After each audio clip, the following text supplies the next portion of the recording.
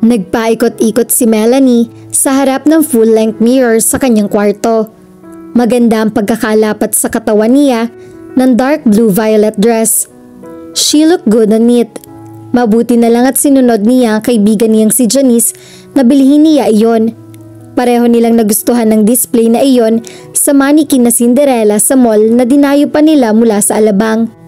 Ang 5 inches stiletto heel sandals na lang ang kulang sa get-up niya at handa na siyang makipagkita sa kanyang date. Off-white ang kulay ng sandals niya. Iyon ang pinili niyang kateron ng off-white din na soft leather handbag niya. Importante sa kanya na ma-impress niya ang matangkad na si Tonichi. Sa lahat ng mga ipinakilala sa kanya ni Janice ay ito ang pinakagusto niya. 2 linggo na mula nang magkakilala sila nito. Mabait ito, generous at palaging nakangiti. Please Lord, si Tonichi na po sana ang good para sa akin. Sana siya na po ang God's best ko. Tahimik na dasal niya habang pababa siya ng hagdan. Tiningnan niya ang oras sa wristwatch niya. 3:00 pa lang. May 15 minutos pa para mag-relax. Malapit lang sa bahay niya ang restaurant na meeting place nila ni Tonichi. 3:30 ang usapan nila. Nakababa na siya ng hagdan nang may maamoy siyang parang inaarnibal na asukal. Parang bukas ang kala ng kusina. Nagtaka siya nang makita ang no entry sign sa bakuna ng komedor. Malamang ay dumating na si Denver. Ano na naman kayang kabulastagan ang pinaggagawa ng lalaking to? Step-brother niya si Denver. Taga-Lipa City ito sa Batangas. 3 araw na itong nakikituloy sa bahay niya dahil may nilalakad ditong mga papeles para itatayo nitong klinika roon sa Binyan. Sa pakiusap ng kanyang ina ay pumayag na lang siya kahit labag sa loob niya. At ngayon, sa sarili kong pamamahay, maglalagay siya ng no entry sign? Ha? Ang laking swerte naman ng intrimitidong ito. Tumaguktok ang mga takong ng sandals niya sa pumasok na rin sa komedor. Handa na siyang girahin si Denver at tuklasin ko anong pinakikialaman nito sa komedor at kusina. Nakakailang hakbang pa lang siya nang bigla siyang madulas at bumagsak pang paupo niya. Itinukod niya ang kamay at paa niya para makatayo siya. Ngunit bumagsak ulit siya. Aray! Dumadaing na usal niya. Noon lang niya napansin ang nakakalat na balat ng saging sa floor ng komedor. Denver! Sigaw niya. Hangos na lumabas ito mula sa kusina. May hawak pang sandok. Napanganga ito at nanlaki ang mga mata nang makita ang ayos niya. Hey, ano nangyari sa'yo at nakasalampak ka riyan sa sahig? Buka kang para kang pinag-imbitan pala ka na pumasok sa kuweba mo. Pilit na itinikom niya ang kanyang mga hita kasabay ng pagkulo ng dugo niya. Bastos! Ang lakas ng loob mong mag-asar. Ikaw na nga ito nagtapon ng mga balat ng saging dito sa sahig at dahil sa kakagawan mo, napilayan yata ako. Tapos ngayon, ikaw pa ang may ganang manginis. Sumasing-sing na tungangaw niya. Imbes na sagutin siya ay iniwan siya nito. Aba tingnan mo nga ang hudas na yon. Hindi man lang ako tinulungang makatayo. Kahit dahan-dahan, sinisikap niyang makaluhod muna. Napakasakit ng pagkakaupo niya. Nabugbog yata iyon. Bumabelo pa lamang siyang tumayo nang bumalik si Denver. Huwag ka munang tumayo. Anito. Hubarin mo muna yung sandals mo. Ikaw rin. Baka kapag nagpilit kang titungtong yan, mag-dive ka na naman sa sahig sa unang puwet at pag-upo. Lalo siyang nainis nang makita na parang pinipigilan lang nitong tumawa. Puno ng kapilyuhan ng mga mata nito. Bakit ka ba kasi nagkalat ng mga balat ng saging dito sa sahig? Kung hindi ka ba naman kampon ni Dennis at ng menis na hudas ka? Aray! Nasapon niya ang mga pigi niya nang makatayo siya. Oo, teka, huwag ka munang humakbang. Mabilis na lumapit ito sa kanya. Kamuntik uli siyang madulas kung hindi lang siya maagap na nasalo nito. Kung bakit ka naman kasi kailangan pa magsuot ng sapatos na kasing taas ng tore ng Babel, ayan tuloy na pala mo. Itinulak niya ito palayo sa kanya. Hoy, excuse me. Kung hindi ka sana nag-asal kinder na basta na lang nagtapon ng pinagbalatan mo ng saging dito sa sahig, hindi ako magkakaganito. Ako na nga ito nagmamalasakit dito sa bahay mo. Ako pang dadaktakan mo. Malasakit? Ulit niya na halos lumuwan ng mga mata sa panlalaki niyon. Malasakit ba ang tawag mo sa pagkakalat mo rito sa bahay ko? Pakikintabin ko lang naman tong floorboard mo rito sa komedor kaya ako kinalat yung mga yan. Yan ang natural at libreng floor wax kung hindi mo pa alam. Kaya nga nilagyan ko ng no entry sa pinto para hindi ka pumasok pa. Pero may kakulitan ka rin palang taglay at hindi mo sinusunod yung babala kaya yan ang napala mo. Aba, ako pa ngayon ang sisisihin mo? Ako na nga nasaktan? Halika, hilutin ko ang balakang mo para naman makabawi ako sa'yo. Alok nito, saka ngumiti ng pilyo. Hilutin mo dila mong hudas ka. Naiimbiyar na pa rin tinalikuran niya ito. Ang kaso, sa pagmamadali niya ay natapak uli siya sa isa pang balat ng saging. Nadulas uli siya at naulit lang ang nangyari sa kanina. Ang pagkakaiba lang ngayon, imbis na sahig na siya nakalanding ay sa katawan ni Denver siya bumagsak. Aray! Dumadaing na sabi ni Denver. Hindi ganong nasaktan si Melanie sa pangalawang pagbaksak niya dahil nagsilbing kutsyon na sumalo sa bigat niya ang katawan ni Denver. Naaasiwang nagsikap siyang makaalis sa pagkakadagan niya rito, ngunit hindi siya makaalis. Nakayakap ang isang braso nito sa katawan niya kaya may tinapik ang kamay nito. Bitawan mo nga ako? Manahimik ka nga muna pwede? Pasinghal na sita nito. Paano ako mananahimik kung nakaangkla na mga braso mo sa akin?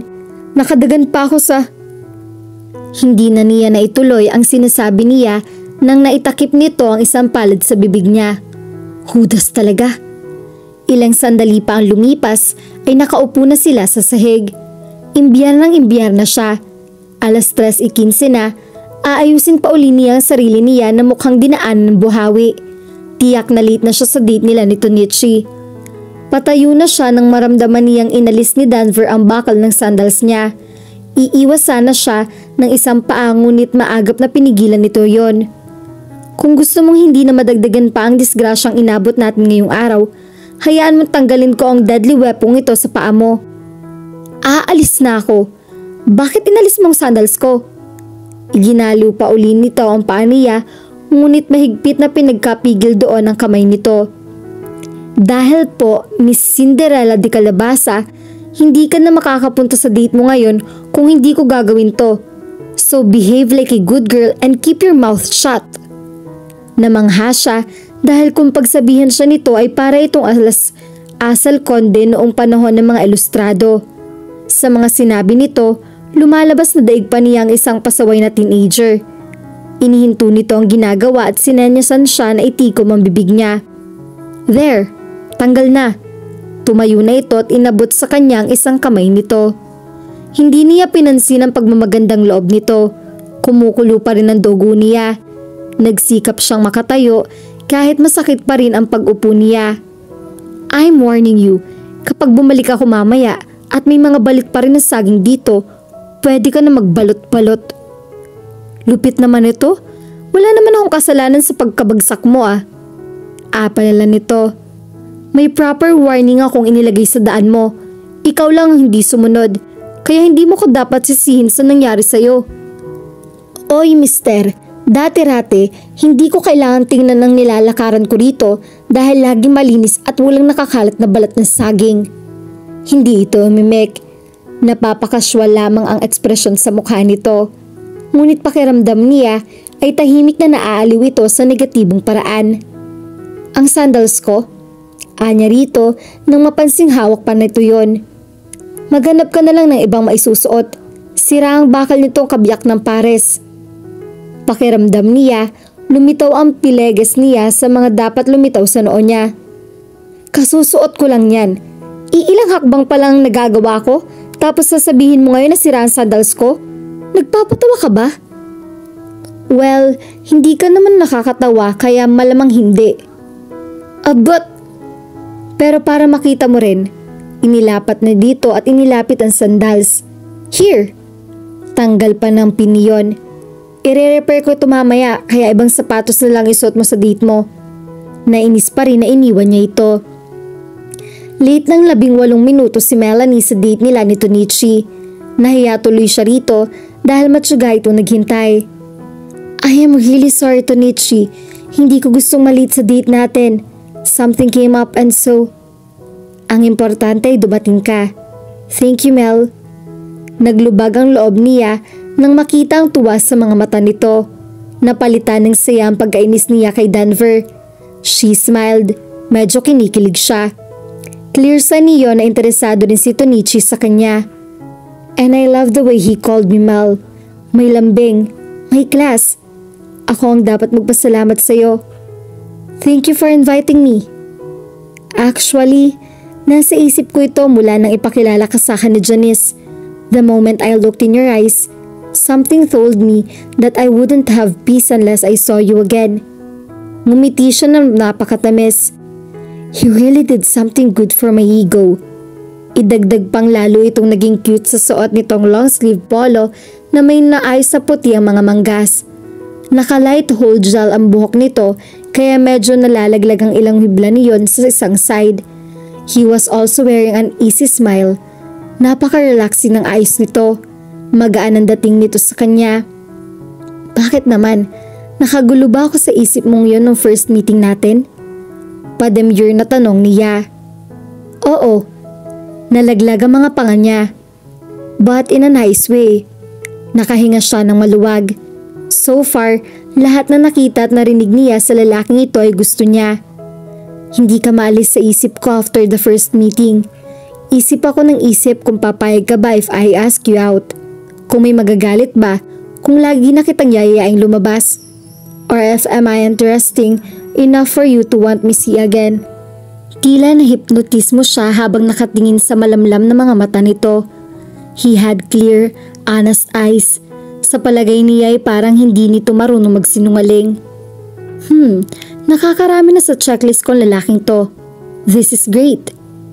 I really want to know more about you, Mel. Ngumiti siya.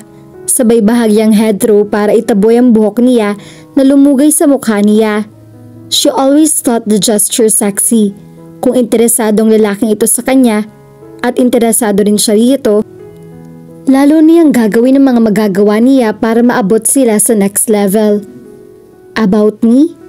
Well, I think there's nothing interesting enough to tell you about. Hindi naman ako naniniwala sa iyo niyan.